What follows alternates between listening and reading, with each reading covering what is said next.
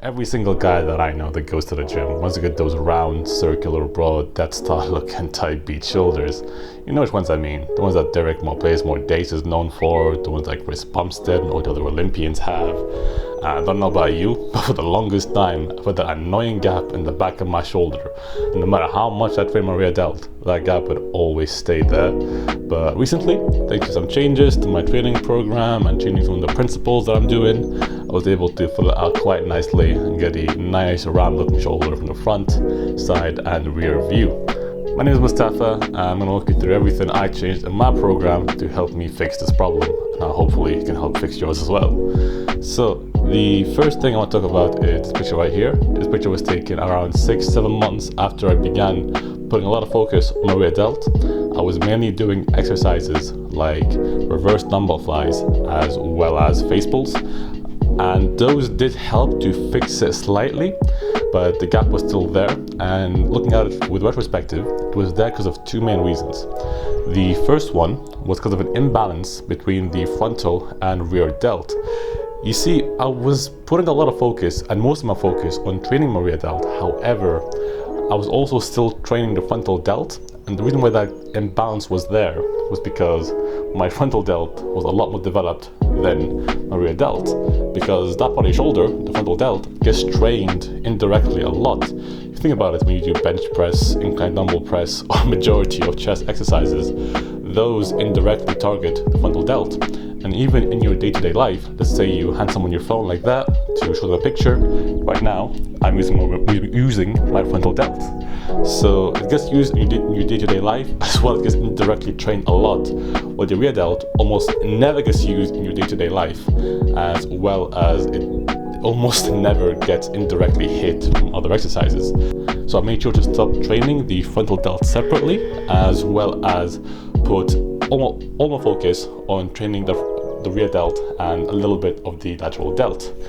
And then the second issue why it wasn't growing is because I wasn't adding in enough variety. You see, for example, when you train bicep curls, you probably know that to train the biceps, you do need to put them at different grip positions. You need to put them at different arm positions, do them incline or decline bicep curls, or do the neutral or standing up, and all those target different muscle fibers. And with rear delt, exact same logic. I wasn't doing enough movement, I wasn't doing enough variety of motion, so I began adding more exercises. So what exercises that I add? The first and most important one that I added, this was recommended to me by a friend called Diane. He showed me it was called reverse barbell raises. And the way it works is you bend down, back straight, chest out, and you lift the barbell from behind. And this is so effective because if you think about it, it's essentially the same as a frontal raise or a lateral raise, but for your rear delt. And as most of us know, lateral raises are the best exercise for lateral delt.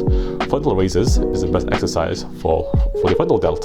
So the fact that there is a equivalent exercise for the rear delt that no one is doing is a huge crime in my opinion. Because I've only started doing this a few months ago, and I already noticed some big changes, and the gap began to fill out quite a lot.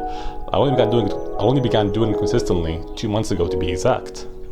And the second exercise I changed was, besides doing regular reverse dumbbell flies, I also started doing reverse dumbbell flies with a sideways grip rather than a neutral grip. And I noticed when I did this, I felt a much better contraction. The muscle was activating a lot more. I can tell it was growing faster rate as well. And every now and then, I would also sprinkle other exercises like reverse fly on the pec fly machine, face pulls, or doing that cable exercise for the lateral delt every now and then. But those two, the reverse barbell raises as well as the sideways grip reverse dumbbell fly, are the best two by far. And the one thing I didn't speak about yet is the lateral delt.